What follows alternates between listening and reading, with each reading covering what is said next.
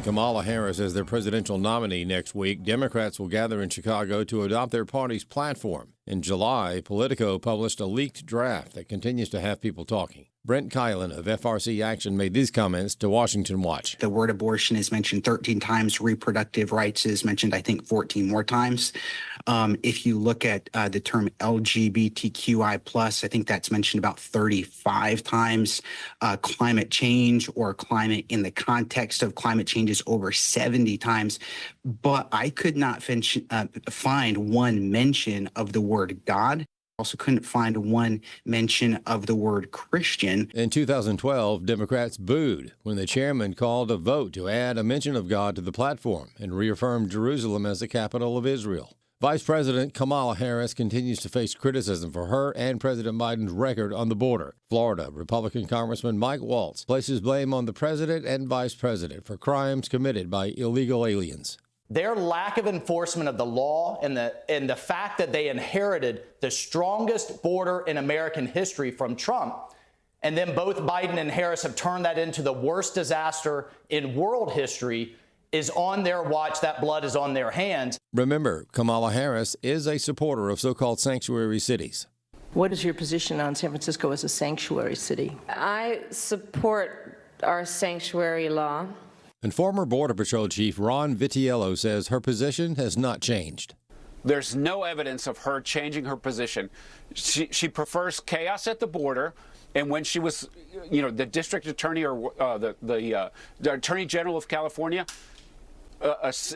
having California, the entire state as a sanctuary, she didn't try to change that. She was a senator. She didn't try to change that. So we kind of get more of the same chaos at the border and relief for people who commit crimes by entering the country illegally and being in a jurisdiction that won't prosecute them or won't refer them to ICE. It puts us all at risk. Kamala Harris now claims she is in favor of abolishing income tax on tips, something Donald Trump has talked about for months now. Charles Payne of Making Money on the Fox Business Network says Harris is lying, and the corporate media doesn't even try to hide the fact that they are helping her. They're going overboard right now. It's ridiculous. I've never seen it this bad. Yeah. I mean, they really are they've thrown all journalistic integrity out the window. I've never seen it this bad where they just won't be honest about anything. And so obviously Biden never, listen, they put together the Inflation Reduction Act. They want to add 80,000 IRS agents. They want to go after Venmo charges for $600. They want to tax everything and everyone. A retired naval officer and ship commander says he has no confidence that the Biden-Harris administration will be willing to confront Iran if its war with Israel escalates. Iran has rejected a call from 3 European leaders demanding that the terrorist state refrain from any retaliatory attacks against Israel that would further escalate regional tensions. French President Emmanuel Macron, German Chancellor Olaf Scholz, and British Prime Minister Keir Starmer have issued a joint statement endorsing the latest push by mediators Qatar, Egypt, and the United States to broker an agreement to end the Israeli-Hamas war. Retired Navy Commander Kirk Lippold commanded the destroyer USS Cole when it was attacked by terrorists in 2000. The ship is now forwardly deployed in the region if the administration would be willing to use it. Clearly, they've already taken on Americans, but we just don't do anything about it. They injured us through one of their proxy groups. And at some point in time, it goes back to a saying that you've heard me say more than once. Solve the problem, not the symptom. And at the end of the day, we have got to stop letting these proxy groups get away with injuring, killing Americans, and threatening our national security interest. And Lippold does not think Biden-Harris will be willing to confront Iran if things really escalate. I don't have any faith and confidence that they will do it because they've already demonstrated that they're unwilling to hold Iran accountable for the deaths of Americans. I'm Chad Groening. More news online at afn.net and download the AFN mobile app for your Apple or Android device. I'm Rusty P. Every day, AFA offers biblical insight on issues that others aren't willing to touch in the hopes that you'll become a world changer. That's why we're offering an in-depth worldview training course called Activate. 13 different professors teaching 18 sessions, all available online, including a printed workbook to help you apply what you've learned and 1-year access to AFA streaming content to give you even more resources. Find out more about Activate and sign up today at activate.afa.net. Welcome to Today's Issues, offering a Christian response to the issues of the day. Here's your host, Tim Wildman, President of the American Family Association.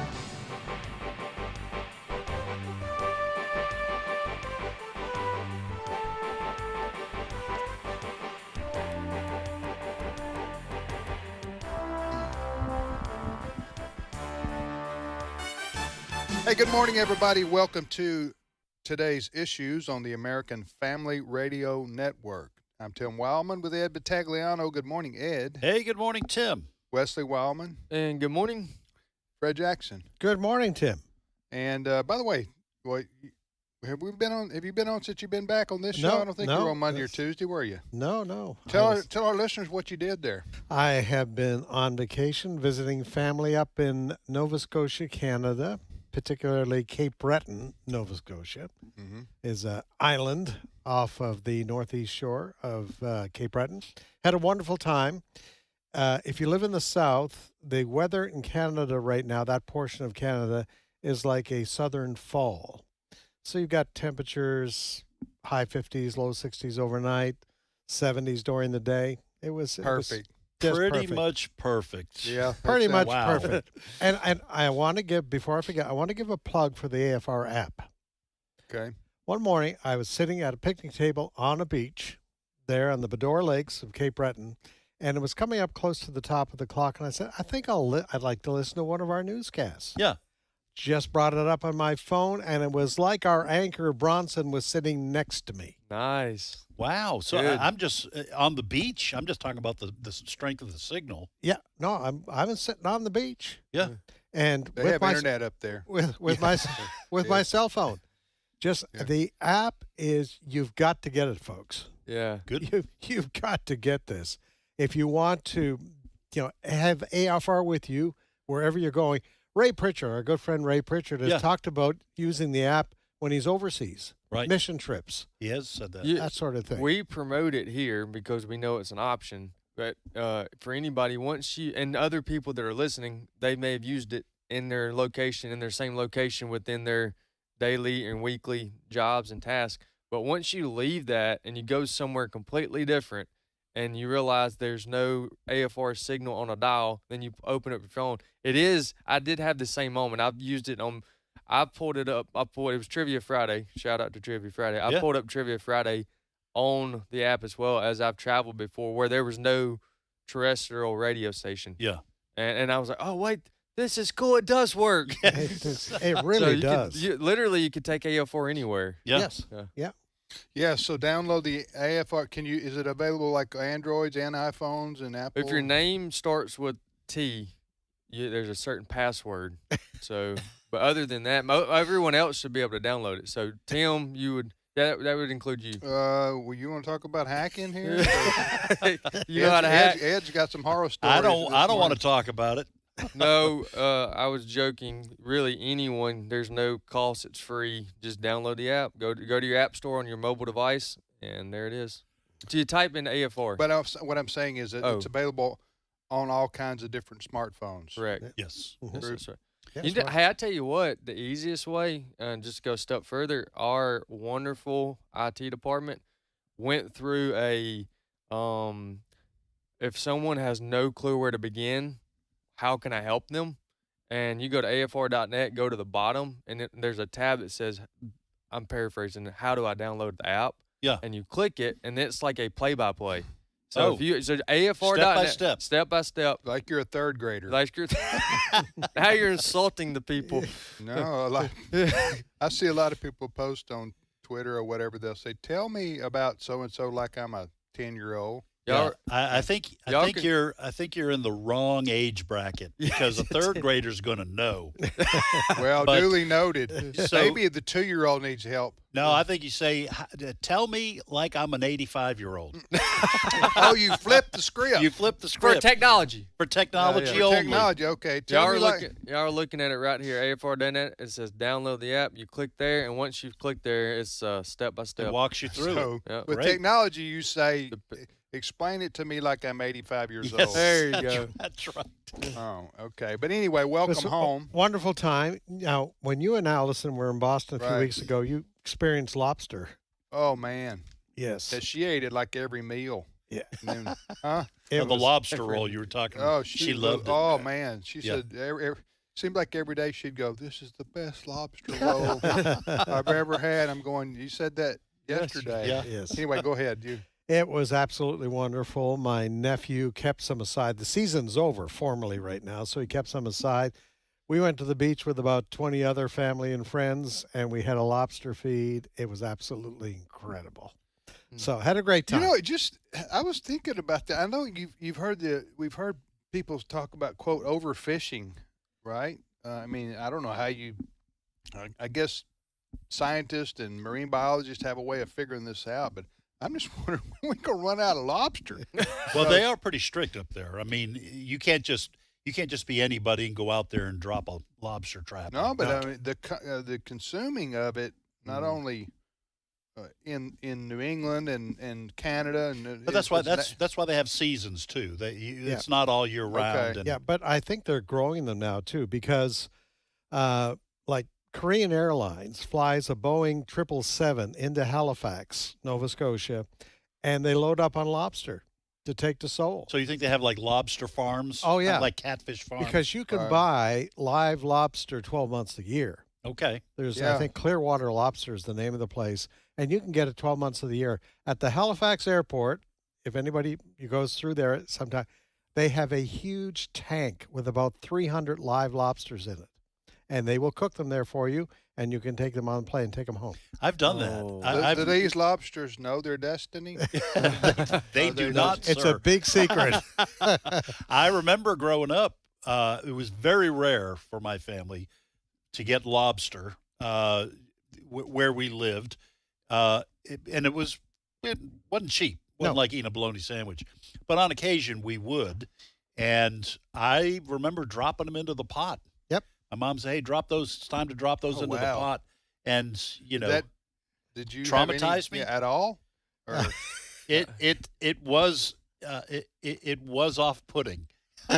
Because now they don't really That's struggle. Why people don't have pet lobsters. It's boiling water when you put them in, and I think they die pretty much immediately. But it is and they turn red. Yes. They're not red until they're boiled. That's right. And so I grew up on a harbor, and they fish lobster like right across the street from my house. Yeah. You talk about getting fresh lobster. We used to get that right out of the ocean. I just think that by the time we move on, we would have used the word lobster more than we would have used it the rest of the year. I will say this, Lobster. just to bring this into a little bit of perspective. My understanding is lobsters are like actually in the insect family or something of that nature. Crustacean for sure. Yeah, crustacean. Yes. Crustaceans. I thought that's like a guy who says, "Get off my lawn." Yeah, old George, he's a little bit of a crustacean, crusty old guy. All right, Wesley says no more talking lobster. We got to talk into the world stuff. Yeah, let's dive into it. Okay. All right. So much to talk about. Go ahead, Fred. Well, a little bit down memory lane for the lead story this morning. How many times over the last 3 years have we heard President Joe Biden denying that he had any involvement with his son Hunter Biden's business?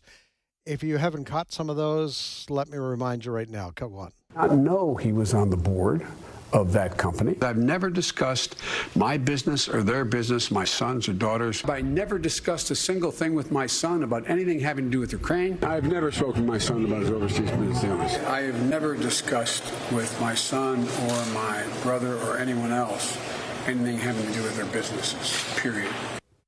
Well, there you have it. Well, the New York Times, of all places this morning. Now, the story is kind of buried on the front page of their digital edition of the New York Times, but here's the headline. Hunter Biden sought State Department help for Ukrainian company. Hunter Biden, first line, sought assistance from the U.S. government for a potentially lucrative energy project in Italy while his father was vice president, according to newly released records and interviews. Now, it's a fairly long story, but let me give you kind of the brief on it. Basically, the New York Times, through a FOIA request, Freedom of Information request, they issued back a couple of years ago, The State Department just in the last few days released the information with regards to this letter that Hunter Biden apparently wrote to the U.S. ambassador to Italy, looking for some introductions to help him remember, he was a board member of Burisma, this big energy company in Ukraine. So he was seeking help. It was really interesting. And according to the New York Times story, the embassy officials were very uneasy with Hunter Biden's request. In fact, they quote one of the embassy officials there as saying in this letter, "I want to be careful about promising too much. This is a Ukrainian company, and purely to protect ourselves, the United States government should not be actively advocating with the government of Italy without the company going through the DOC Advocacy Center." So all of this is very interesting. Number one, the release from the State Department finally of this communique between Hunter Biden and the U.S. ambassador in Italy. But also it comes just a few weeks before Hunter Biden is due to go on trial for the tax evasion trial, which including evading taxes on millions of dollars in income from Burisma and other foreign businesses. All of this today, not on Fox News, in the New York Times. Now, I did access the New York Post. They are running a story now on it, crediting the New York Times. So that is almost part of the story, that the New York Times is the one who dug this up and publicized it. I wonder if that is because Joe Biden is out in terms of being a candidate. There's some things politicians say, well, there's some things humans say. There's some things politicians say of all stripes, and we all know it's not true. Yeah. But they continue with it anyway. That montage you played there at the first with him saying, "I never talked to my son about his business deals." Mm-hmm. Not believing it. Nobody believes that. Right. And furthermore, if you don't, what kind of relationship do you have with your son if you're his livelihood and his business interests never come up in a conversation? Mm-hmm. I mean, so nobody believes that. Number two, with respect to Hunter Biden now, I don't think anybody cares anymore because Harris, Vice President Harris, is going to say, "I don't know anything about that. That's the Biden family issues, and that doesn't have anything to do with my campaign." You see what I'm saying? Right. And I don't think that Joe Biden's going to be any legal jeopardy over this when he gets through. Hunter Biden is in trouble for. So you think they should just let this go? I mean, I'm just telling you. I'm just telling you. I don't see him having a net effect on the presidential race. I don't. I think that's. I don't think that's what the discussion is. I think the discussion is we've been saying all along. We believed all along that they were interactions and that he and Joe Biden knew about it, and that's the evidence that we have now. So so you just think this? The bottom line is it proves that Joe Biden was not telling the truth, and that the State Department helped him. Okay, well that is a significant story. The State Department. Well, I thought they told Hunter Biden they couldn't help him on that. They couldn't do that. No.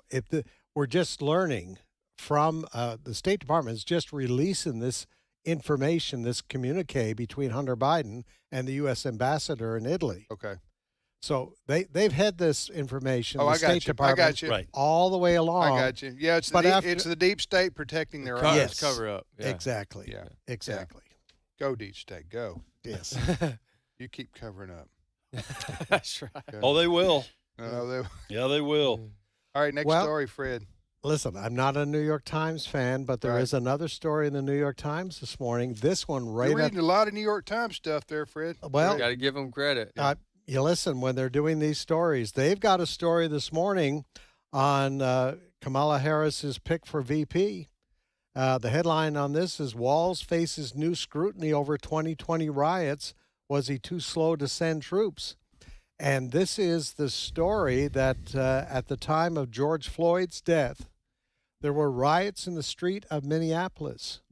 The mayor of Minneapolis pleaded to the governor, who was Walz at that time, pleaded with the government to release the National Guard. Our police need help. The governor has to do that. The governor has to do that. Governor Walz waited 2 days, and by that time, police stations were burning, and there was significant riot damage everywhere. Major damage. Jan Markell, who lives in that, told us. Yeah. Well, there were blocks. A long line of city blocks. I think she said 5 or 6 blocks Yeah. that have disappeared. Irreparable. Yes. The story is, the New York Times, is that he waited, Governor Walz at the time, 2 days before agreeing to release the National Guard to come to the rescue of the Minneapolis Police Department in the midst of those riots. 2 days. What is he? Did he comment on this, Walz, at No. all? No. And President Trump publicly criticized Walz. Yes. This is before He praised Harris him. Walz or anything like that. He did praise him later for doing the right, for finally doing something. Right, but that's because for 2 days he let the city burn. President Trump had to threaten that he was going to do it. Then Tim Walz said, okay, I'll release him. And then President Trump praised him for finally doing what was necessary. Can I speculate here? Sure. Then Wesley, anybody else can speculate, because that's what we do here. Speculate, throw out wild rumors. You know what I'm saying? Pontificate. Pontificate's all part Every of once in a while, bloviate. Yeah, all part of responsible journalism. Right. In the world today of social media and letting it. All right, so Tim Walz, the governor there in Minnesota, he is a far lefty. Mm-hmm. And he believes in the social justice movement. Okay, he's a BLM guy. Yes. So far, you're not speculating. That's We're good true. there. Yeah, That's he's right. and he's proud of that. So we're good. He's a BLM guy. The reason he didn't act as governor any sooner, he didn't want to call out the National Guard. Right. He wanted. He was joining the protest about George Floyd's death, and so he was.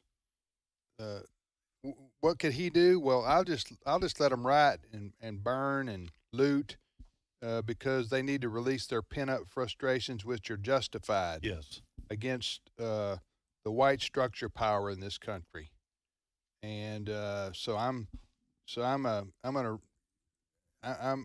this is me speculating. I know this sounds crazy, but I'm telling you, this guy believes he's a BLM Antifa type ideology as far as his mentality against DEI. I mean, he's all into this stuff. Right. So I think he didn't act because he didn't care, and he wanted to join in the protest himself. And so he reluctantly, after 2 days, sent the National Guard out, and it did stop the looting and rioting and burning of the city and the riots, but it was too little, too late. Ed and Wesley. And we are starting to see stories over the last week and a half or 2 weeks. People are coming forward. Now, Fox is one of the few, and New York Post, some of these others, Daily Mail, over across the pond. They're starting to publicize these stories of business owners, people who were harmed. I saw one this morning, a woman who lost her business. I mean, we say 5 or 6 blocks. Yeah. This was in an important area of Minneapolis where a lot of individually owned businesses were, operating, and these people lost everything. Yes. And they are blaming Tim Walz for failing to. So this is starting to trickle out now, and then you have the crime victims of brutality and getting beat up and so on and so forth. So this is going to continue to trickle out because there's going to be a lot of stories to be told. And this is just one story on Walz. I got some more comments, but go ahead, Wesley. I'll make mine pretty quick. We see this time and time again that especially in the Democratic Party, and especially some of the more radical ones like Tim Walz here, they allow chaos and destruction and fan the flame of it, only for them to come back later and provide some form of a solution when it could have been resolved to begin with, or at least the effort of beginning to stop the riots could have been done sooner. And so that you have to remember those things, that when they come in to do something right on occasion, you got to remember how we got here, and it's because they allowed it to happen to begin with. And now, obviously, the riots were going to take place because they were taking place all over the country, but the 2 days delay is the problem here. That goes to show you, what was his motive? What was he trying to accomplish? Obviously, you speculated, but what was he trying to do? I mean, in my opinion, he didn't want the image of the National Guard arresting young black people. Yeah, and stopping them from doing and it wasn't all. So there was some white folks joined in there too, in the riots too. I'm talking about, but I'm talking about the reaction to George Floyd, which I've never understood, destruction of property in the name of getting something accomplished. But anyway, or looting, taking a 55-inch flat screen is not going to bring back George Floyd, right? Or change any. Or change anything. Laws, regulations. So it was a lot of it was just an excuse to steal. Yes, that is true. But in the name of social justice. But anyway, what I wanted to say is there's two things here. Walz, Governor Walz, he's far lefty. He's a BLM. Bring down the white power structure in America guy. He's deep into that. And Harris is just as bad. Mm-hmm. Listen, Harris encouraged people to help pay the bail for the people who destroyed Minneapolis. That's right. You remember that? Yes. She wanted to. She tweeted, encouraging people to, and she made a contribution to the fund that was used to bail out the people who destroyed Minneapolis. Am I making this up? No, you're not. Okay. Mm-hmm. So that shows you where she is. The other thing she did that shows you how whacked out she is in this whole movement, and how she'll try to exploit a situation to show her street cred as a BLM type, Antifa type. She tweeted out, you remember, we mentioned this before, but you remember that phony story about Jussie Smollett? Remember that? Yes. Oh, yes. Who he said he was attacked by two white or MAGA hat wearing, red cap wearing guys at 2 a.m. in Chicago. This is MAGA country. In MAGA country, they were waiting on him at 2 a.m. I can't help but to laugh at this. Go ahead. It's a ridiculous story. The ridiculousness. He was of the story. walking up from Subway. Oh, I remember this. Yeah, but he was Jussie Smollett, the actor. I'm hurt that you guys don't even give him a chance here. No. With his story. But anyway, said he was attacked. Remember, 2 a.m. by the MAGA crowd, they're all over Chicago. And in January, in the middle of the night, waiting on him to come out of Subway, they evidently had intel that he was going to go for carrying a noose and bleach. And bleach. They were carrying a noose and bleach. They popped out from behind the pillar of the highway, and then on the sidewalk there, and just offered a beat down that Jussie Smollett was lucky to escape from. Yes. And got home with his sandwich. And wore the noose all the way back. Wore the noose all the way back just for evidence. Yeah. To prove it. I mean, this guy bless his heart. He survived this. But your point is? My point is, and I do have one, is that the day after this story broke, which everybody in the world knew it was a hoax. Yeah. Harris tweeted out that it was a, quote, modern-day lynching. Yes. Remember that? Yeah. She didn't even wait for the evidence to come out. She wanted to get out there and say, "Hey, do some race baiting today." I'm going to I'm going to get in on the race baiting right here today. I'm Vice President Harris. And I like unity. That's the kind of person we're talking about here. We'll be back momentarily. Stay with us.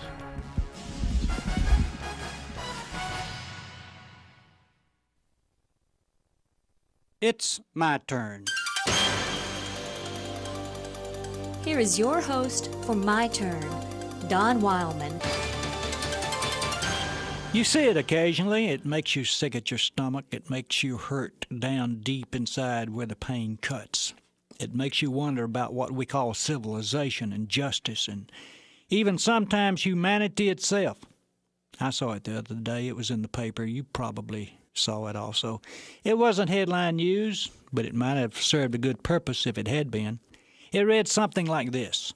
Sensation-hungry spectators disappointed when a 19-year-old gas station attendant abandoned a suicide attempt, taunted him into jumping to his death from a 104-foot water tower Thursday. A fire department official said the youth, Jurgen Peters, climbed an iron ladder to the top of the tower and threatened to commit suicide following a dispute at the filling station where he worked. He changed his mind and was climbing back down when the taunts began. "Jump, you coward, jump!" shouted someone from the crowd. As Peters moved lower, the taunts became louder. He hesitated, looked at the crowd, then began to climb back to the top. At the top, he moved out on the edge and flung himself off. Well, I'm sure the crowd went home with a sense of satisfaction, real fulfillment. They could feel something that the Romans used to feel when the Christians were thrown to the lions.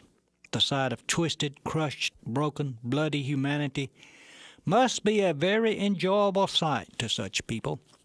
You know, we speak a lot about our living in a civilized world. We brag on our scientific advances and revel in our mechanical accomplishments. We've learned more in the past 10 years than man had learned in all of the recorded history up to that time. And yet, with all our marvelous wonders, we sometimes are not anything more than bloodthirsty animals.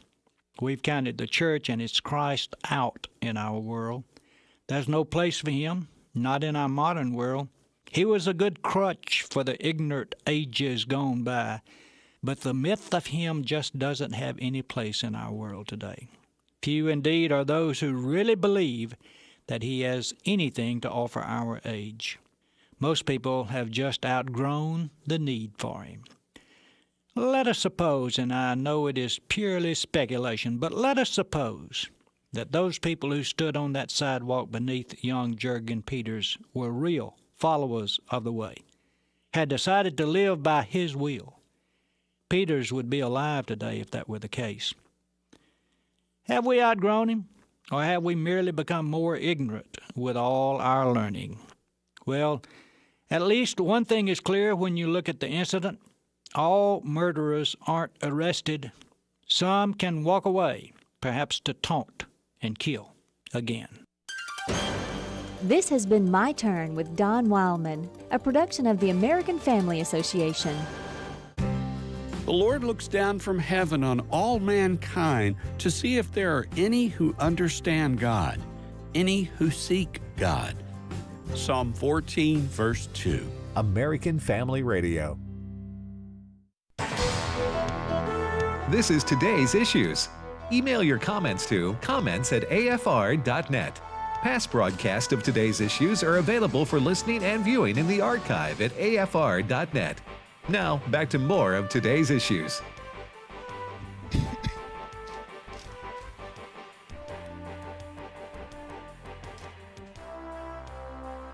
Hey, welcome back, everybody, to Today's Issues on the American Family Radio Network.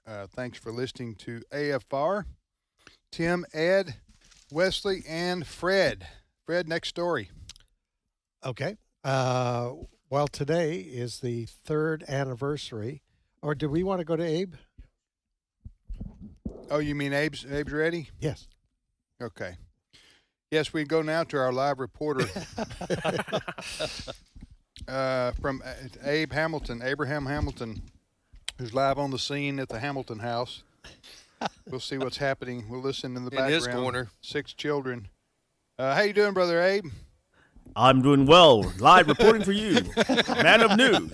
And it's bedlam in the Hamilton household with 6 children. I don't think it's bedlam at their house. They got it pretty well under control. Yeah, I think they do. They do have their moments of bedlam, I'm sure, though. You're talking about Abe's family there. But anyway, Abe is host of the Hamilton Corner each afternoon, Monday through Friday from 5 to 6 o'clock, right here on American Family Radio. He's also a constitutional attorney.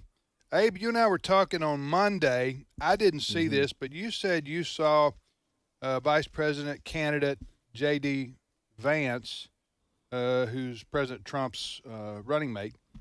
You said you saw his appearances on one or more of the Sunday talk shows, and you just said you were impressed with him, right? Yeah, you're right. Yeah, I was very impressed when I saw those interviews, and I was impressed for his performance. I thought he did a great job of really setting a tone for message discipline for the Trump campaign, and frankly, I think it was a masterclass in political discourse, taking full advantage of a hostile network platform to communicate your message. I thought it was really excellently done.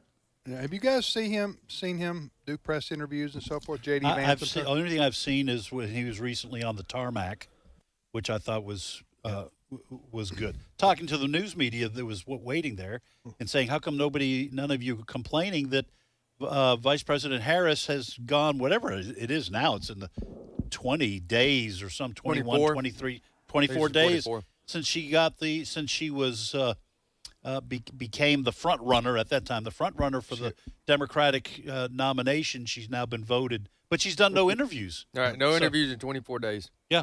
Well, that would be.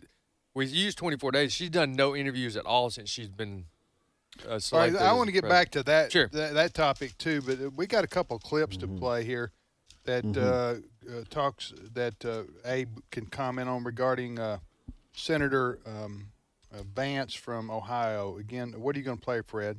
Well, this is from a weekend interview with Dana Bash, and Vance is talking about Tim Walz, who left his unit knowing they were going to be deployed and lied about. Cut number 3. One last question. Donald Trump didn't serve in the military. He received a medical draft deferment for bone spurs to avoid serving in the Vietnam War, reportedly as a favor to his father. Do you find that shameful, too? I think that Donald Trump didn't serve in the military, but he didn't lie about it, Dana. I've known Donald Trump for a long time. He really honors our veterans. He honors me for my service. Donald Trump didn't lie about serving in the military. He didn't say that he went to Vietnam when he didn't. This is the problem. I don't criticize anybody. Whether they served our country or not, I think it's honorable to serve, but obviously a lot of people have reasons for not serving. I criticize somebody for embellishing their record, for lying, saying, I went to war. Dana, do you think that it's a problem that he said, I went to war, but he didn't actually? That seems to be a problem to me. Well, they've corrected that. Let's move on to... They've corrected it by admitting that he lied. Let's move on to another important issue to voters.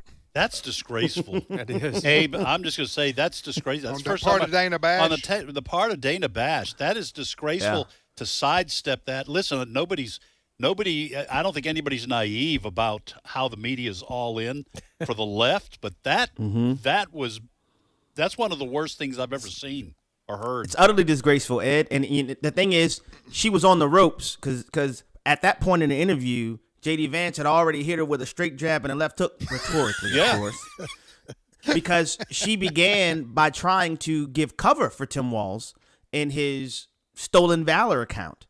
And J.D. Vance did a masterful job of saying, listen, the issue is not whether he served or didn't he serve. The issue is that he lied about it. Right. And then this is where the masterclass begins. He pivots from there and says, and this is an indication of the terrible judgment of Kamala Harris, where she's aware of this stolen valor argument, yet she elevates this person to the top of the Democrat ticket. This is an indication of the horrible judgment that she has. And so what you just heard was Dana Bash attempting to try to sidestep that clearly communicated sterling articulation of an issue that should call Kamala Harris's judgment into question for all of the American people. So you use Walz's lying to call Kamala Harris into question. Well, so then Dana Bash attempted to say, yeah, but what about Donald Trump? Yeah, now, Abe, because you obviously, did you watch this entire interview? Yes. Okay, so when Dana Bash says, well, they've already corrected that, what did she mean by that? What has Tim Walz said to correct the stolen valor accusation? The campaign has issued a mealy-mouthed statement that is hidden somewhere, saying, oh, well, technically he's never had this particular rank. He achieved this rank, but never did the additional work to sustain that rank, and even tried to sidestep the fact that he's been claiming he's been in a war zone. Dude has claimed he has PTSD. Carried a weapon in a war zone. Carried a weapon That's in what war. He said. Suffered from post-traumatic stress disorder from his wartime service. Yes. Where have I been? I have not heard. Have you guys heard that? That he has claimed that he's suffers from PTSD from being in combat? Yeah. He has claimed that. And so the campaign has tried to sounds nuance, like a far left liberal. Yes, I know him. Try to nuance that service, Yes. and then she clearly recognized she's on the ropes. So she tried to say they corrected that. Let's move on. And JD Vance says, hold it, not moving on. They've corrected it by admitting that they've lied. That's a problem. I like how simple he made that, and how clear he said. And then he asked, "Do you not have a problem with this?" Hey, he's getting better and better every time I see him. He keeps it simple and short. He's getting the fire thrown at him, and he's handling it really. I'm talking about JD Vance. He's handling it real well so far. Do we have another clip, Fred, or is that? Yeah, it kind of relates to what Abe was talking about in the same interview with Dana Bash. Says Harris. She let him talk again? Yes. Okay. Well, that's on her. This is kind of a follow-up to they corrected that, cut number 4. I've seen a lot of statements from veterans, including those you served with, saying it's just untoward to be criticizing somebody who served for 24 years. Dana, I'm not interested in the ad hominem. I've heard from a lot of veterans groups who criticize Tim Walz. The question is, he said he served in war, and he didn't. That is a dishonesty. I couldn't care less what one or the other person says about it. I care about what the truth is. The truth is that Tim Walz didn't tell the truth. And importantly, Dana, this is about Kamala Harris's judgment. And I think that when you ask, why has Kamala Harris allowed the border to be wide open? Why has Kamala Harris supported policies that have promoted the increase in inflation? I think it goes to the heart of her judgment, and I think that that's what we should be talking about. And I would say, Dana, how long have you been working for Harris? Can you show me your payroll stub? Because I know you get one. How much do they pay you to do this? Just wow.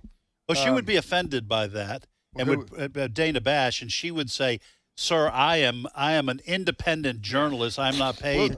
And at that point, J.D. Vance could just laugh in her face. Yes. Yeah. The other thing I didn't say, guys, is when she was trying to give cover for Tim Walz, early in the interview, J.D. Vance says, Dana, your own CNN reported yesterday that Tim Walz was lying, yes. So she started a line of question that contradicted her own network's reporting. Oh, wow. It was brilliant. I didn't know that. And he not only pivoted the conversation, he then returned to his major points, inflation, the border. This is Kamala's judgment issue, and then he concluded that whole portion by saying, and she needs to come and explain to the American people why she made these choices. Not through a spokesperson, not through an intermediary, not through some amorphous post on a website somewhere. She needs to face the American people and explain that, since she's seeking the highest office in the country. You know what I like so far, and I think I'll continue to, because I think this is the real person we're seeing about Senator Vance from Ohio, is he's normal. Yes. and he's not trying, at least as far as I can tell, to spin everything or couch everything or obfuscate. Is that what you say? Yeah, obfuscate. Yeah. Make it cloudy. He's being asked a lot of hard questions. He's doing Q&A. He's going on CNN, going into the enemy camp and doing an interview with Dana Bash. He knows it's going to be hostile, but he's doing these things, and he's looking impressive. And he's very just in that clip and the other ones that I've heard. He's very easy to listen to. You know what I mean? Yes. There's like a lot, like most hillbillies. Yeah. If you take out, there's a lot of things that we look at for different reasons. When we look at stuff like this, like as a Christian, as a appearance, things like that. But if you just take all our content, what's the content is as important to us. If you take all that off the table and just look at the willingness to want to let him finish what he's saying and hear him out, you get that from him. You know what I mean? Does that make sense? Yeah. I said likable is what we would use. Yeah. Genuine. He seems genuine. Yeah. You don't feel like you're being played. Listening to But him. I'm impressed also. He is ready for the battle. He knows when he goes into CNN, he's facing the enemy. Mm-hmm. He's facing a Democrat. And did you see his voice didn't go up? That's what I mean. He didn't sound confused. He was ready for this. He didn't cackle? No, and he didn't get angry with her. That's a good one. He didn't get angry with her. Right. That's what I'm talking about. He was a normal reasonable sounding person. That's refreshing. Yes. Yeah, and he handled the thing. He handled the where he said, well, some people say this and some people say that, and there's arguments being made both ways, but that's not what we're here to discuss. We're here to discuss that he lied. Yeah, and that was brilliant. Nobody's denigrating, Abe, and then we'll let you go here, but nobody's denigrating the military service of Tim Walz, the governor of Minnesota, in terms of him serving 24 years in the Minnesota National Guard. That ain't even the topic. That's exactly right. And J.D. Vance emphasized that repeatedly because he's speaking as a fellow veteran. And he's saying the issue is, first and foremost, on that point, the lying about it. But more broadly and more importantly, the most important issue for the American people is the questionable judgment of Kamala Harris. And that is why I'm saying that was a masterclass in political discourse, because clearly Dana Bash didn't want to have J.D. Vance to come on to call into question Kamala Harris's judgment capacity, right? That's not why she had him on. But J.D. Vance made it the reason why he was on CNN, and I thought that was brilliant, using their platform to convey his message. Hey, just one quick question before we let you go. Abe, do you think that the controversies that are swirling around Tim Walz, do you think that that's going to be sufficient for him to quote unquote step down, or do you think that they're all in for this? I think they're all in. I don't think that's going to be enough for him to step down ultimately. The only way that he steps down is if they see an appreciable dip in the polls, and frankly, the Democrat Party and their acolytes in the media are going to work overtime to try to prevent that from happening. Okay. Thank you, Abe. Thank you, Abe. But what's your show? Give us a teaser for the show this afternoon. Yeah, I want to talk a bit about the fact that you guys heard me say this before. You only vote for socialism once. I'm going to compare where we are in our nation currently to Venezuela's trajectory, because historically the Venezuelans voted for Hugo Chavez initially. Now they can't get rid of Maduro, and if we're not intentional, the same things can be repeated here. And I think the Kamala Walz ticket represents an effort to normalize at the top of the American echelon socialism and Marxist policy preferences. And the reason that Kamala Harris is not doing interviews is she doesn't want to be exposed to the voting public about how far left her views are. That's my take. And she doesn't do good interviews personally. But go ahead. Yes, she doesn't respond well, impromptu. And she's reversing nearly every policy position she held up until last night. And so she's going to have to explain to the American people, okay, this is your position now. Why did you change it after being selected? Because I really can't call her a front runner because she didn't really run for anything. She was just selected. But she hadn't changed any of those policy preferences until she was selected. That's a pretty open and obvious thing for the American people to diagnose. So one or two options. She has to say, we got it wrong, and I want to change it because we've learned from our mistakes, which we know is not going to happen, or she's going to sidestep it, which hopefully is obvious to the American people. Yeah. Sidestep what? The question, why are you changing your position? Oh, yeah. All right, Abe, thank you. Take care. All righty. Okay, that's Abraham Hamilton III. By the way, Abe mentioned that J.D. Vance, gave Dana Bash a jab and a left hook, and he said metaphorically, but apparently that stuff where a man beats up a woman is allowed in the Olympics, because we saw that. We saw a couple of guys take gold medals in the women's boxing. It's just hard to believe I just said that.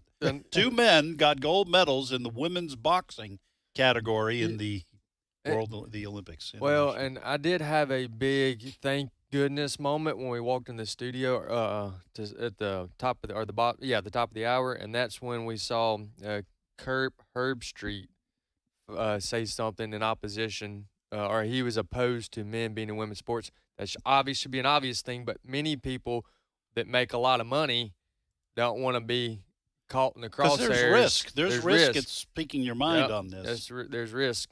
And you're talking about Kirk Herbstreit, who's kind of the face of college football on ESPN. He was asked about, let's see, the question was, I got it right. Do men belong in women's sports? Question mark. Okay, there was somebody on Twitter, now known as X, who posted this question. Maybe this is a famous person that I don't know. This is their handle, Shutterbug63. Do men belong in women's sports? Time for influential men in sports media to stand up, Kirk. And I don't know if he's trying to call out sports media guys. I mean, he said, Kirk Herbstreit responded back, of course not, ridiculous question. To your point, Wesley. And then he doubled down on that in an interview, some sort of social media interview. Yeah, he's on Outkicks Dan Dakich. Well, so many people are worried about being canceled for having a viewpoint that goes against political correctness. Kurt Schilling was canceled about 6-7 years ago. The pitcher for Boston Red Sox, a Hall of Famer. Right. And at one point he was denied Hall of Fame. Should have been a Hall of Famer. Okay, but he has Hall of Fame numbers, no doubt. That was good correction there. At some point, he was in the sports world. He was an analyst. He was a commentary. Yeah. And then he spoke up, and he got canceled on the transgendered issue. It was the transgender. I think it was a BLM issue. Okay. But the point is, he went in on an issue, answered the question, and got canceled, and that could have very easily happened to Kirk. Which is why people usually don't. He had a radio talk show, didn't he? Mm-hmm. Yeah, I think he had in the Boston area. Yeah, Kirk Herbstreit I think he's not cancelable any longer. And at least in the world of college football and ESPN, that would be a major headache for them. But good for him for speaking up. Riley Gaines went around asking influential women to stand up and to say something. So. Yeah, so good for Kirk Herbstreit. One other thing on this, just remember, if you think you're small, insignificant platform and you feel discouraged not to get involved or whatever, don't let that be the case, and let this guy Shutterbug63 inspire you, because he's got a total of 358 followers. Oh, all right. And now he's and front he's the page one, Fox News. Yeah, and he's the one. And I didn't say 350,000. I didn't say 350 million. I didn't say 300. He got 300 followers. Well, why would Kirk Herbstreit respond to that? Somebody? I don't know. I'm just pointing out that this is not a major person. Let me give an example. This is not like AFA ministry having an action alert to Kirk Herbstreit and him responding because he's getting thousands. Does that make sense? Yeah. No. Well, it says this particular question has 3 million views. The views does. What I'm saying is that if you go to Shutterbug's Twitter handle account and you click on him, he's got 300 followers, which is, for anybody that understands social media, understands that's a very small amount. Now, you got 15, right? I've got 7. I looked it up. I have 79 followers. And I'm going to tell you, I think probably 75 of those are women that, frankly, look like prostitutes. Oh, following you? Following me. Oh, yeah. I get and folks, let me clean that up a little bit. Yeah. Please do. Yes. This is a Christian radio network, and that needs some context. If you are on X, I get stuff all the time from women that look like they have OnlyFans accounts following me. Yes. And it's done blindly. They send these out to all kinds of people. Yeah. And I don't have them. You don't. Then the question pops up, do you want to follow back? Man. And I go, no, my wife has full access to my X account, and so, no, I am not. So what I'm saying, I have about 4 people who followed me legitimately that weren't spammers. Well, my point is this guy does not have a huge following. He's not this is not a major platform guy. I think we've lost Fred and Dad. Well, sorry, that was a little. Fred and Tim are just backing away from this conversation here. It started off. I'm serious as can be. It started off women from like Russia, asking, following me, and I thought, I don't know this person. Yes. Why are they following me? Listen, I hardly ever post anything. It's not like I'm attracting brilliant minds from overseas. They're just trying to find customers. I don't know how else to explain that. I'm glad you added all of this context to this. Is this where we go to a break 6 minutes early? This is where a show goes to die. What I just did. whatever point we were trying to make is lost. Yeah. Sorry, sometimes, back to you, Fred. Anything more you want to say? That's right. Sometimes That's a good one. sometimes people from Boston can be a little too blunt. Right. Hey. And in sports. I can help get us back on track. Okay. All right. Okay. I just looked it up. Kurt it was in 20. Well, I'll read the content. Kurt Schilling was fired by ESPN following he had what they called an anti-transgender comment. So it was on this issue, and he was fired of it. And if I remember correctly, and I'll get more information here, it was done on his own. It was at personal time. Yeah. Yeah, they weren't even done on the radio network or the. Yeah. So he was canceled. He was canceled for having an opinion off the record. Yeah.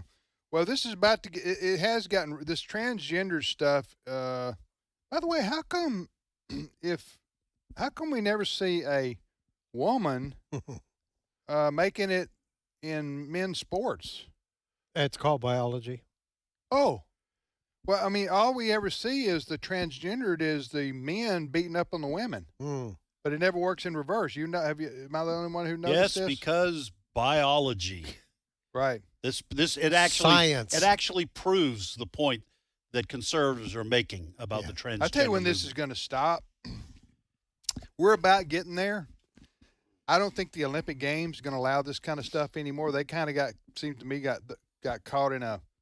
I'm not saying they did the right thing, because these two men did win gold medals because they just overpowered the women. And everybody knew it. We all saw what was going on.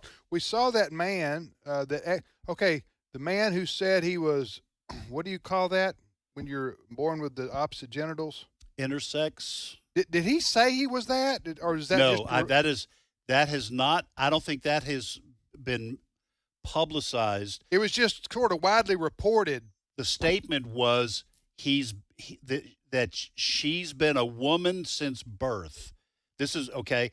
But now both of these individuals had their DNA tested by a different organization, and they had XY chromosomes. So people are filling in the gaps. Then how does that happen? If XY being a male. XY being male chromosomes. Okay. But why are people saying that this individual has been a female since birth? Well, and do we know that?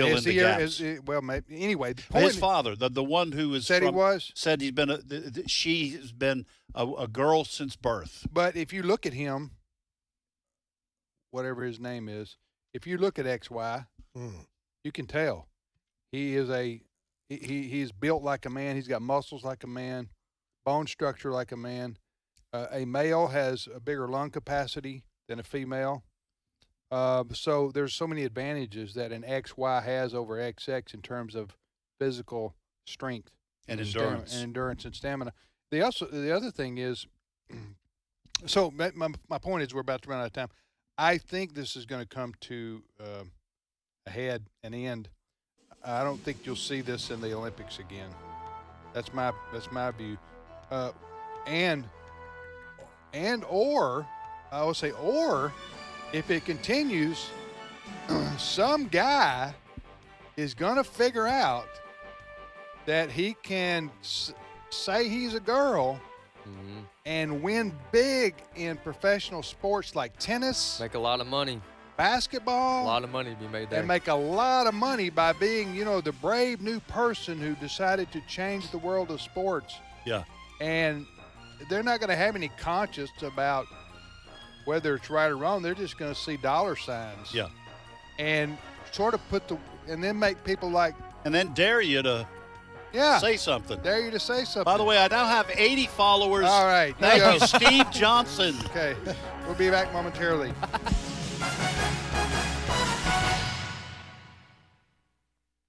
The views and opinions expressed in this broadcast may not necessarily reflect those of the American Family Association or American Family Radio. Faith, family, freedom. American Family Radio. You're aware of how important it is to stay engaged in America's culture war. One way American Family Association helps you to do that is through action alerts. Here's how it works. Once or twice a week, we'll email you about matters critical to America's families, and we'll offer ways to take action. Visit afa.net today and tap the Action Alert sign-up button. This is American Family Radio, a listener-supported ministry of the American Family Association.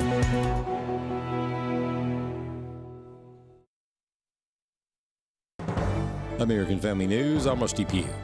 The judge in former President Donald Trump's hush money trial in New York has denied the defense's request for his recusal. The decision not to recuse himself in the case is the third time Judge Juan Merchan has denied the former president's request, with the judge saying the former president's arguments are, quote, nothing more than a repetition of stale and unsubstantiated claims. Former President Trump had claimed that Merchan should step aside because the judge's daughter and her company have done digital campaign work for Democratic candidates, including Vice President Kamala Harris's 2020 campaign. The recusal request was also made in August last year and again in April. The former president was convicted in May of 34 felony counts of falsifying business records and is due to be sentenced by Judge Merchan next month. In New York City, Tanya J. Powers, Fox News. International mediators are hoping to kickstart ceasefire negotiations between Israel and Hamas, but the chances of a breakthrough appear slim. The new talks are set to begin Thursday, but former Secretary of State Mike Pompeo says the idea of a ceasefire is ridiculous. It doesn't talk at all about the Iranian nuclear program. We sometimes get focused so much on Hamas and we forget that the problem sits in Tehran. The problem is the Iranian leadership. And when the Biden administration talks about a ceasefire, Hamas gets excited, Tehran gets excited, because that's a great outcome for them. They can repeat, as they have promised to do, they can repeat October 7th again and again and again. It is silly to think about a ceasefire. I hear all those terms. I see this diplomatic scrambling around, and I think what foolishness it is to accept, for America to accept, that Iran is going to impose costs, kill 1,200 Israelis, hold American hostages, and we're simply going to say, hey, let's try and return to the status quo before this. It's dangerous, it's perilous for America, and the Iranians feel like this is victory for them. Former President Trump will rally voters in North Carolina tonight and denounces the economy under the Biden-Harris administration. Mark Meredith has more. It's no secret that the economy is top of mind as we get closer to the election, and both candidates and major campaigns are ready to talk about the economy. Former President Trump, he's going to be laying out his latest vision on where he thinks things should stand when it comes to trade, taxes, transportation, tariffs. He's going to be speaking in a state that he won the last two cycles, but it does appear to be more competitive now. Vice President Harris, she too is talking about the economy this week. Tomorrow, she's going to hold a joint event with President Biden in the D.C. suburbs. And then on Friday, she'll speak in Raleigh, North Carolina, just a few hours away from where Trump is today. GOP senators are calling on the National Collegiate Athletic Association, or NCAA, to ban biological males from competing in women's college sports. More from Bronson Woodruff. Some notable names include Marco Rubio, Josh Hawley, Ted Cruz, and others. A group of these Republican senators is joining with colleagues in the House of Representatives for this call to action. They addressed this letter to Charlie Baker, the president of the NCAA, to call for the organization to stop allowing this crossover of the sexes on women's sports teams. Jessica Franz is affiliated with the Ohio Republican Party State Central Committee for Senate District 5. I think it's long overdue, and I'm very happy to see them taking action. She agrees with the senators. This isn't fair to female athletes. We've got so many female athletes here who are really losing opportunities because scientific fact, we're going to talk about the science of things. Females and males are physically very different. LifeSite News reports that former All-American swimmer Riley Gaines and more than a half dozen women's groups also endorsed it. To put a male with a female in a competitive sport, it's unfair to that female and it robs them of many opportunities. About 4 months ago, 17 House Republicans sent a similar letter to Baker, urging him to stop allowing men to compete on women's teams. They called on him to follow the NAIA's, or National Association of Intercollegiate Athletics, lead on this issue. It voted unanimously to ban men from women's sports. Federal regulators are reportedly seeking to break up Google after an antitrust suit. A court decision this month found Alphabet's Google violated antitrust law by illegally maintaining a monopoly in internet search. Now there are reports saying the federal government is looking into breaking up Google. Its Chrome browser or Android operating system could be broken off from the company. Ginny Cosola, Fox News. For American Family News, I'm Rusty Pugh. Here's a chance for a trip full of great memories with AFA at the Ark. Join Wesley Wildman and Tony Battagliano for a special trip to the Ark Encounter in the Creation Museum October 31st through November 2nd. Enjoy tours, activities, and special presentations, and join a panel discussion with Wesley and Tony. Space is limited, so visit afa.net/events and click AFA at the Ark to find out more and register. That's afa.net/events and click AFA at the Ark. Today's Issues continues on AFR with your host, Tim Wildman, President of the American Family Association.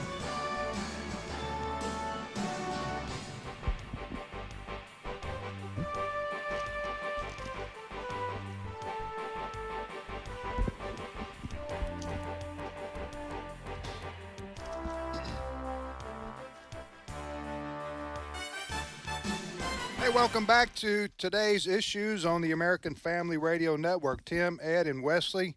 Steve Paisley Jordahl was in here, and then he left the room. He's going to add a audio clip that we're going to use to discuss. So here. He's sprinting back to his office? He's doing his best to sprint. Yeah, because he just had knee surgery. Yes.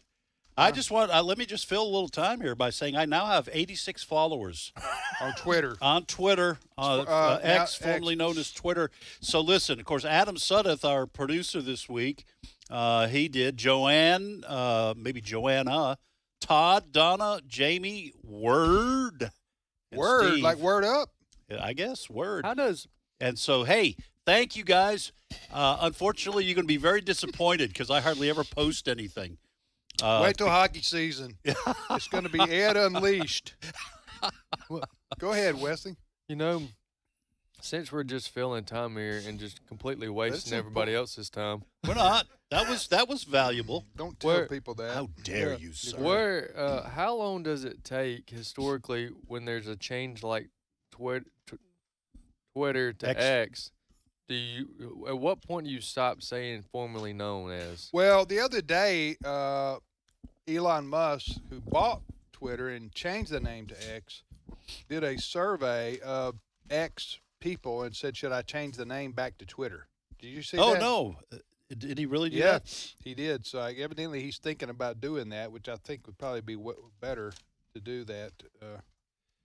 It's just X is just, frankly, I mean, for a genius like Elon Musk, not a genius like me. I mean, for a genius, it doesn't roll off the tongue either. No, it's odd. And you need something that if you post, it's called something that's. You gotta have a verb. Well, you can't say he X'd. Hey, did you see the X? Well, that he did. You know what I'm saying? That doesn't sound right. That doesn't sound right, but people will eventually adjust to that. The bigger issue I had was it was known as like all the other social media, as most of social media is just they side with the liberals and they punish the conservatives, Christians or whatever.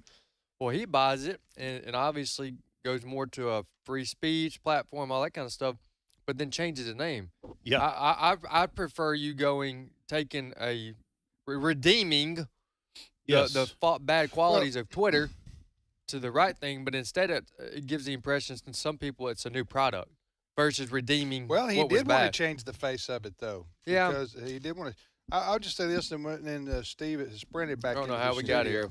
It's on me, I guess. Well, this is good. Okay, I thought this was just going to be filler. This is good content. And I'm going to say I refused. If he does change the name, I refuse to say Twitter, formerly known as X, is now Twitter again. You're not going to say that. I'm not saying that. All right, so it's easier to say the word tweet. Yes. Okay, they tweeted. Everybody knows what that means. They sent out a message saying such and such. But now, in all seriousness, I know Elon Musk is not an evangelical Christian, like so many listening to us right now because of our network. But this guy deserves a world of, and I know most people maybe listening to us don't even subscribe to Twitter or X. But this guy deserves a world of credit, Elon Musk does, for stepping in. Because if not for him, there would be almost no pushback against the far left takeover of the whole social media platform world. Does that make sense? Yes. And so when he bought it, that's what he said. Listen, I'm not, because remember Twitter. Good morning, Steve. Hey, good morning, everybody. Sorry I was late. Well, you remember Twitter was involved with Facebook and who else? And during COVID, and to push the CDC narrative and the Dr. Fauci narrative, and to deny anybody, to call it anything else when people question those things, the World Health Organization. The question of vaccine. They were in cahoots to say anybody who's you're an anti-vaxxer. You're well, listen, our show got postponed and canceled by some of these social media for saying words like ivermectin or get a second opinion or hydroxychloroquine. So Elon Musk saw that. Also, they interfered in the presidential election. You remember that? They covered up the story about Hunter Biden's laptop. Right. That the New York Post broke, and Elon Musk saw that too. They cahooted. They cahooted. Formerly known as 17% of Democrats that voted for President Joe Biden said after the fact if they would have known about the Hunter Biden laptop, they would not have voted. Now, whether they've voted Republican, I don't know, but they would not have voted for Joe Biden. 17%. Yeah, and you know who was in on that one? Correct me if I'm wrong. I'm going on memory here. And by that one, I mean the New York Post broke the story about Hunter Biden's laptop. Then the big social media decided they would suppress that as they can. I'm talking about Facebook, talking about then Twitter. Who else? The mainstream media, the Washington Post, New York Times, and those people. They're not going to talk about it or they're going to suppress it. And Facebook, evidently, in some of these big social media, they have a way to interfere with elections. Well, that's what it ended up being. It was they were favoring. They wanted Biden to win. I just wanted to get you on the record and agree with me on that. No, I agree. They wanted Biden. Yeah, they wanted Biden to win, so that's the reason they didn't want any negative news coming out about him. Well, let's expand it just a little bit. And I know we want to move on because this is old news, but and let's Steve expand ran it down a little the hall, bit. And he deserves his time on the air. Let's expand this a little bit.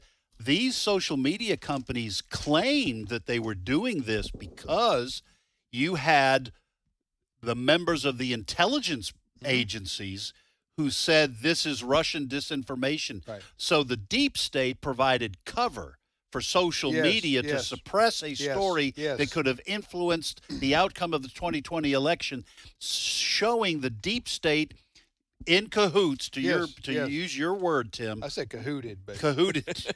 I wanted to avoid saying that again. There's also a ride at Disney World. Anyway, so the roots to what happened in 2020 traveled deep underground, and Biden used this. Do you remember this? To your point, and we need to remember this when people say, you got your deep state boogeyman. You don't, Okay, I would define the deep state. They're not necessarily all wearing hoodies, hiding in the basement at the FBI or the NSA, trying to hack into people's. Yeah. I'm talking about it's an idea. A lot of it is an ideology. The deep state, and by that I mean they are globalist.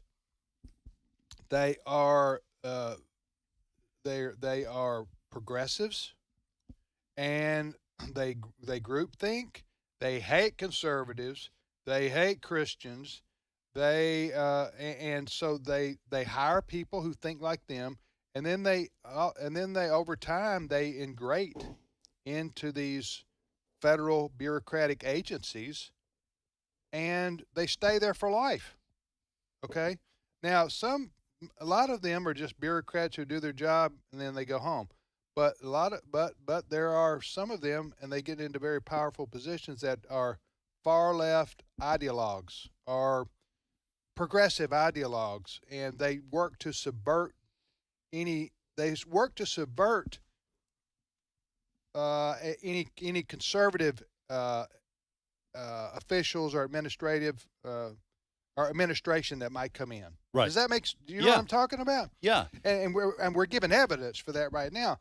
And so, just one other reminder here. You remember before the presidential election, I just mentioned these big social media companies, and they were open about it.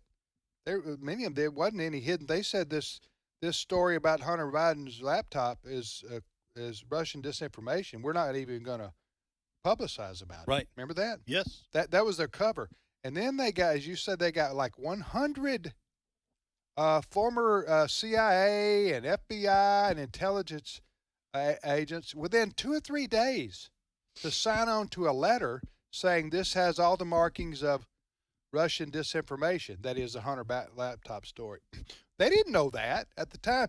They just all got together. I mentioned groupthink. They all got together and they said, we got to say this because we got to defend our guy, Joe Biden. We don't want Trump in there again. We got to get him out. So we're going to use our credibility that then Biden can use in a debate when Trump brings this up. And so what did happen?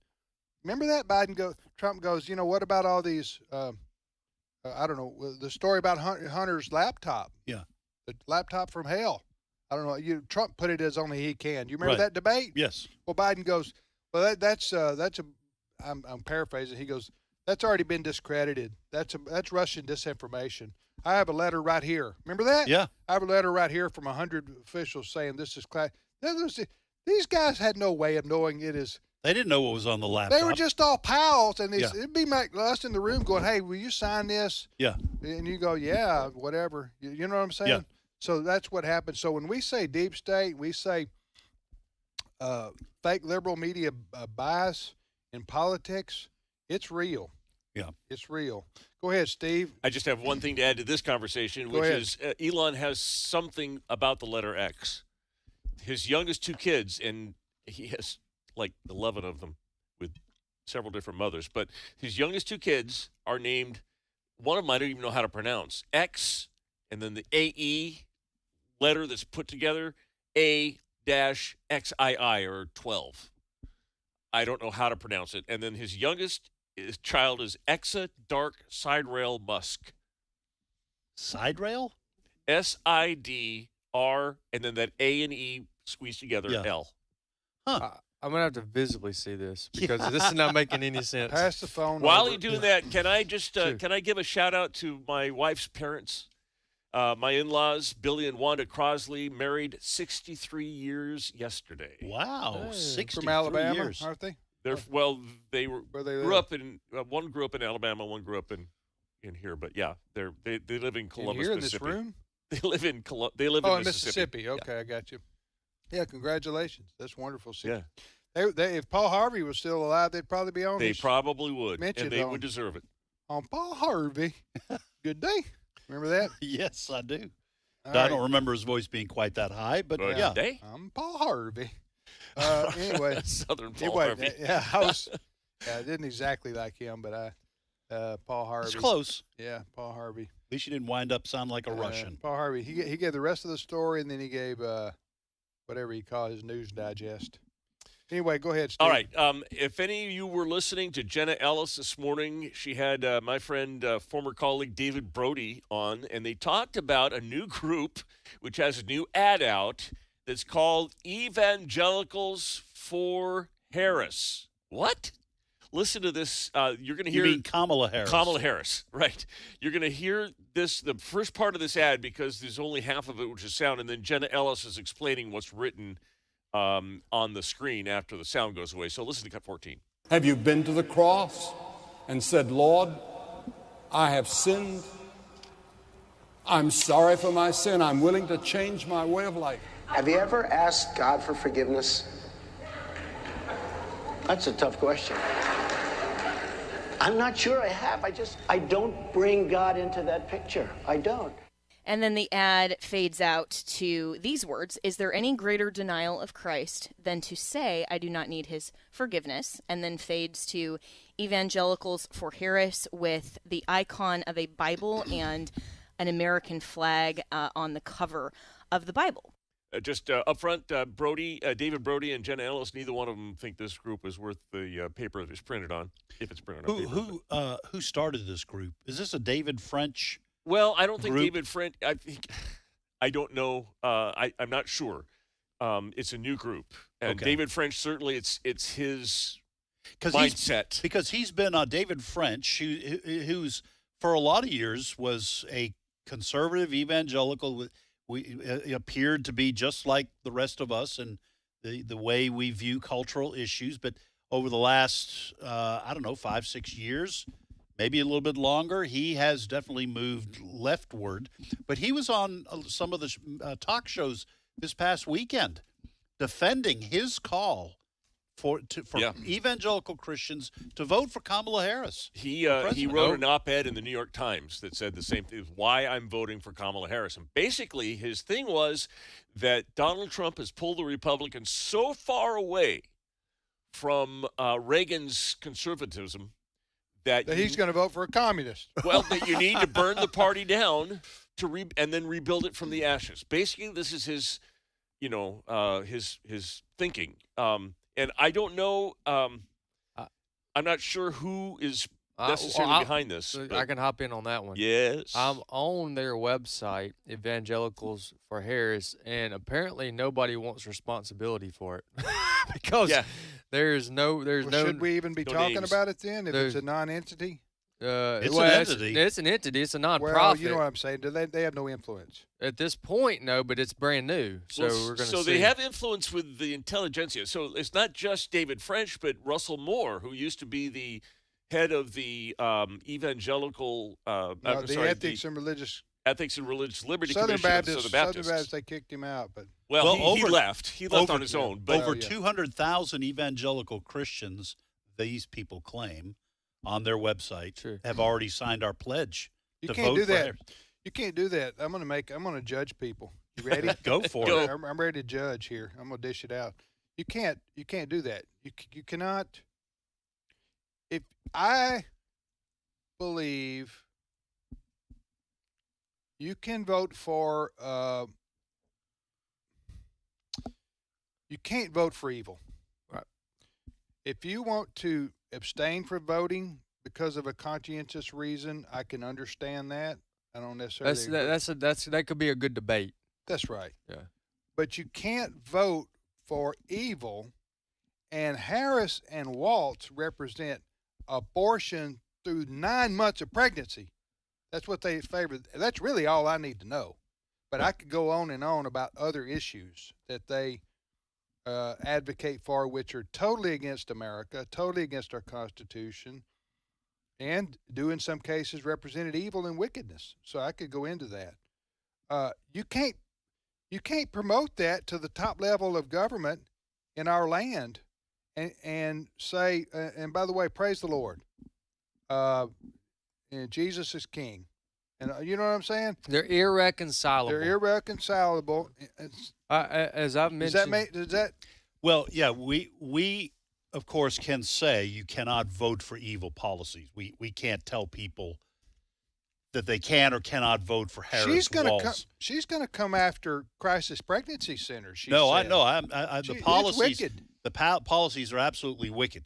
So let me say I did find that these evangelicals for Harris, the founder. We got names. I got a name. I want names. The Reverend Jim Ball. Right. He's author of Global Warming and the Risen Lord. He has been a senior executive in a Christian environmental organization. The architect of the What Would Jesus Drive educational campaign, and the key organizer and national spokesperson for the Evangelical Climate Initiative. Jim has testified before Congress, has appeared on blah, blah, blah. Let me. There's a new book out by Megan Basham, who is a reporter with, I think, the Daily Wire, I think. Daily Wire. Is that the only one? And she wrote a book called Evangelicals for Sale.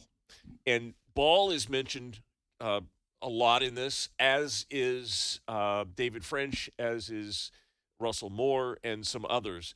Her contention, and Ball is the perfect example of this, Reverend Ball, is that George Soros and liberal causes are buying up or starting groups that they want to infiltrate. They're getting people that call themselves evangelicals, like Ball, like French, specifically Ball with this evangelical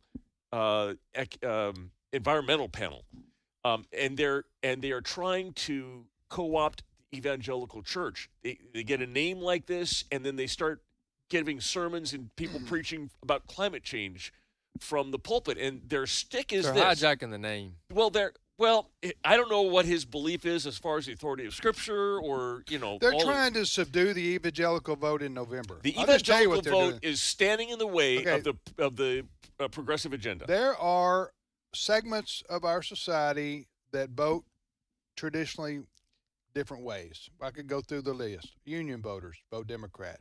African Americans vote Democrat. Business owners vote Republican. There's a lot of crossover here. Evangelical Christians and conservative Roman Catholics, they vote Republican most of the time. Sure. Most of the people. So I think this attempt is to blur the lines out there. These evangelicals for Harris, which is, as I said, the reason you can't do It's that. irreconcilable. You just can't do that based on her view of abortion alone. Let me correct myself. The name of the book is Shepherds for Sale by Megan Basham. The subtitle is How Evangelical Leaders Traded the Truth for a Leftist Agenda. That is getting huge play. It is. That book. Where do you guys? Because it takes me about 10 seconds, and my train of thought is going to. Oh, okay. Go ahead. I'm sorry. It's going to take another track. Okay. Go ahead. Stay on track. Where was I?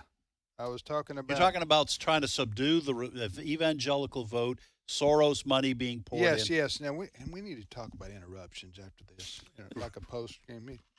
In the words of Jesus, physician, heal thyself. I didn't think I'd be able to get the correction in. I thought it was important if I didn't do it now. I just find when I'm interrupted, it's annoying. I'm just going to be honest with you guys. We all agree with you. We agree with this. We have common ground here. We have all four of us. We actually. do y'all meet? I'm not saying saying I just need y'all to say. I don't meet with anyone after the show. Okay. So I think this is an attempt by the left to suppress the evangelical Christian vote for Trump in November. Yes. I think that's what's going on here. And listen, I got my issues with President Trump, and they're numerous. Anyway. Yeah.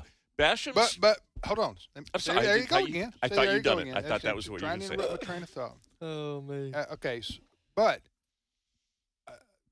most of my things are his personality. Okay, not his policies.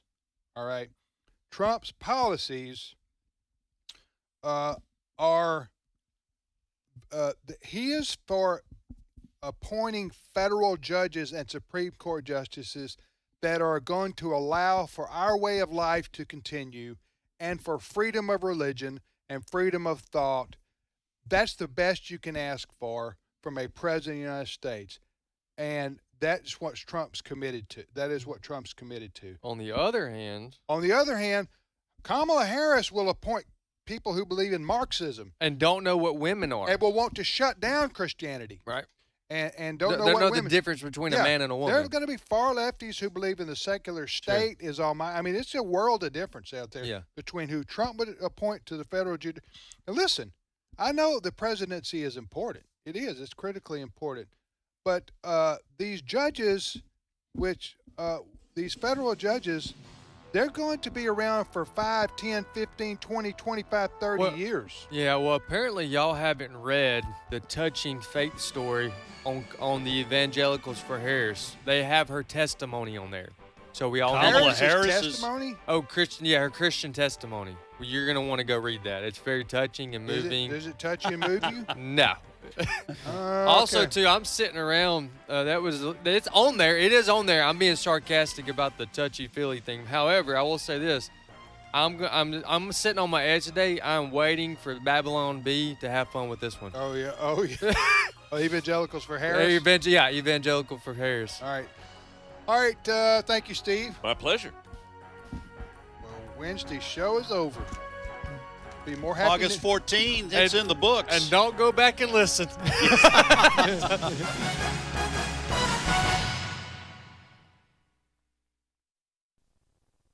You know, there are many ways we can impact the